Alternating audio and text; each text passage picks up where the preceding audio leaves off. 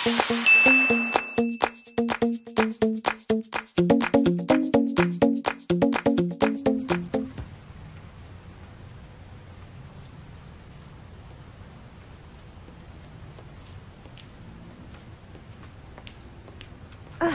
Sorry. No, sorry. It's my fault. No. It was my fault. Let me help you. Okay.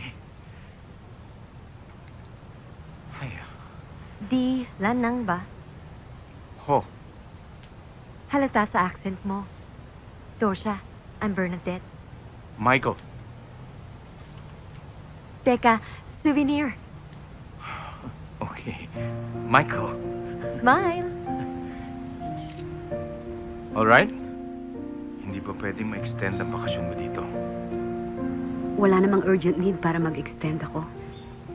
Ikaw, dediretso ka na sa States, di ba? Marami tayong dapat pag-usapan, hindi ba? Kailangan pa ba? Marami akong tanong. Aso! I have to go. Bye.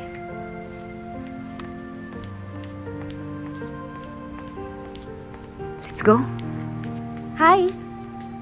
Mabuti na lang alam ng concierge kung nasaan ka. Baka mali tayo sa airport. Halika na. Okay.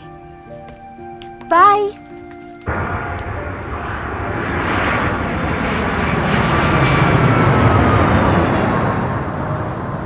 Aso, Bakit? kilala mo ba yung lalaking kausap mo kanina? Si Michael. Kaibigan namin yon. Dating classmate. Gwapo. May edad nga lang. Pero yayan tao. Ang swerte ng asawa niya. Biyudo. Talaga? Ang bait talaga ni Lord.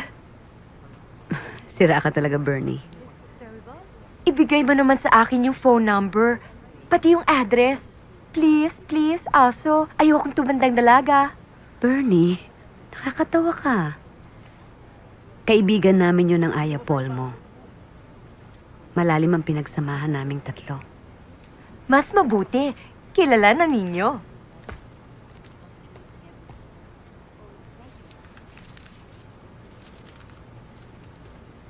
Excuse me, ma'am. Newspaper? Thank you. Ano ito? Pero si Delphine Nemesio pa lang naman ang narilis eh. Si Nemesio nga ang utak eh. Siya ang itinuturo ng testigo. Wala pa namang affidavit ang pinirmahan ng mga witnesses eh. How shall we? Yan! Obviously, takot sila dahil mga pulis ang kalaban. Paano na lang kami niyan? Baka kami balikan.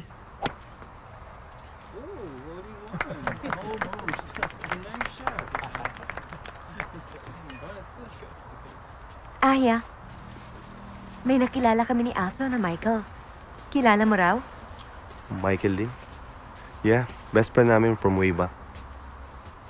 Bakit hindi ko kilala? Ikaw ang pinakabunso. At that time, you were only 2 years old na nagpunta si Michael sa bahay. Mukhang mabait. Hawa sino magkakasama kayo? Matalino, matulungin. Lahat na yata nasa kanya.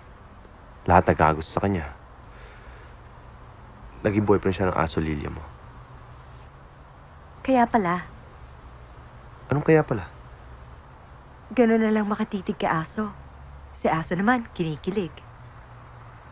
Huwag ka nagsasalta ng ganun kay Lilia, okay? Bakit? Nandun ako. Nakita ko. Tuholo. Ibang-iba talaga yung tingin niya. Lalo Tama na na sabi. Huwag ka magsimula ng gulo. Okay?